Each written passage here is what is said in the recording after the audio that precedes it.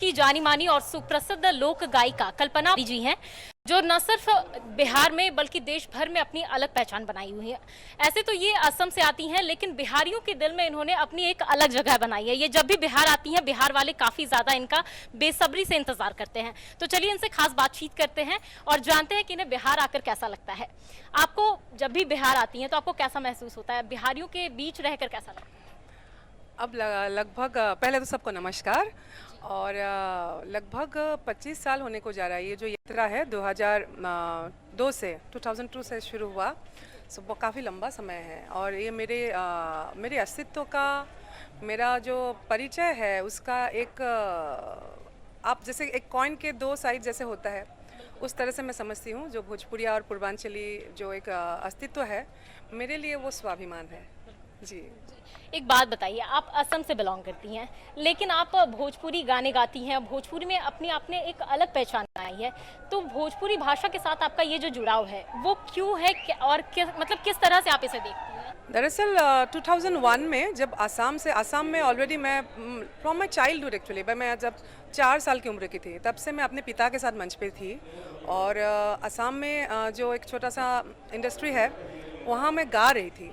लेकिन एक होता है ना कि आप और एक बिगर प्लेटफॉर्म की ओर हमेशा आप चाहते हो कि आगे बढ़ें, तो बहुत सारे सपने लेके मैं मुंबई गई 2001 में। और एक साल बाद ही तब तक मैं English, Rajasthani, Punjabi, Haryanvi, south Indian language, बहुत सारे अलग अलग बोली में मैं गा चुकी थी, क्योंकि आपके पास कोई संघर्ष के समय कोई चॉइस नहीं होता है।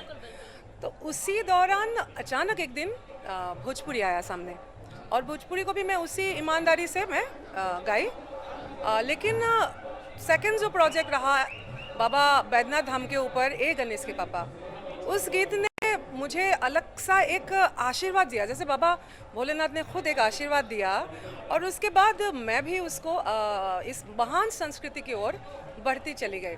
तो उस एक के बाद एक फिर हर रंग की, हर फिल्म इंडस्ट्री में अलग अलग रोमांटिक सॉन्ग से लेके विदाई गीत से लेके पचरा से लेके छठ गीत से लेके बहुत कुछ गाई। और एक संगीत नहीं है अभी मेरे लिए, एक भोजपुरी भी एक जीवन शैली है जी।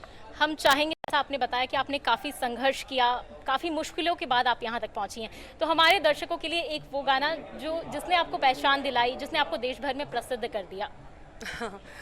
प्रसिद्धि दिलाने की जहाँ तक बात है, वो तो पहला गाना तो गणेश के पापा था। लेकिन उसके बाद लगातार अलग अलग दौर से गुजर के भूपेन हजारिका जी को खोज के भिखारी ठाकुर जी तक पहुंचना, महेंद्र जी के पूर्वी तक पहुंचना, अपने आप में ये बहुत लंबी यात्रा रही है। लेकिन पहला गीत ऑफ कोर्स ना हमसे भंगिया हो,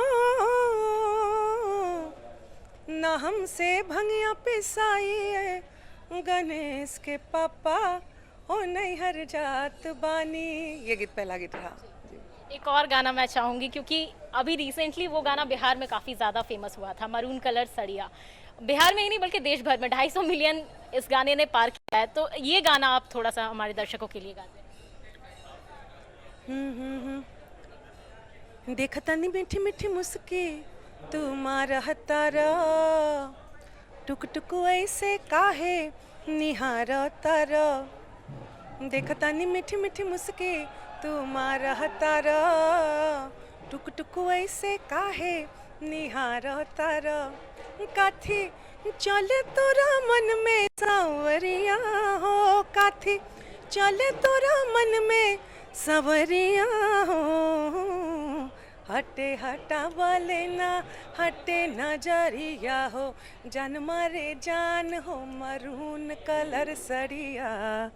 बिल्कुल, बहुत ही अच्छा गाती हैं आप, और नो डाउट आपकी आवाज़ जो है वो एकदम गॉड गिफ्टेड है।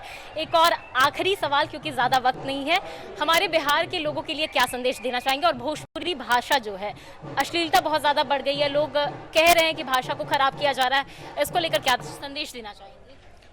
संदेश कुछ नहीं, जो शिक्षित वर्ग है उनको ज़्यादा कार्य करने की ज़रूरत है, क्योंकि जो अशिक्षित वर्ग है, कलाकारों में हमारे हर एक का सामाजिक सिचुएशन अलग है। बहुत लोग बहुत गरीबी में भी गर्मी